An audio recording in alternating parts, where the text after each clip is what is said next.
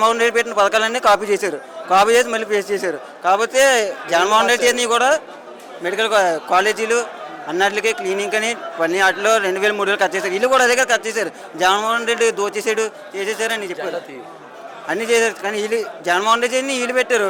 వీళ్ళు పెట్టినవి మళ్ళీ జగన్మోహన్ రెడ్డి చేస్తానని కూడా చెప్పాడు. చేస్తానన్నాడు కూడా, చేసి చూపించాడు కూడా. వీళ్ళేటి సూపర్ 6 అని ఇచ్చేస్తానన్నారు, అన్ని ఇచ్చేస్తారు, ఇది ఇచ్చేస్తానన్నారు. సూపర్ 6 పడుతున్నాయి, ఎన్ని పడుతున్నాయి, గోల్డ్ అని పడుతున్నాయి డబ్బులన్నీ.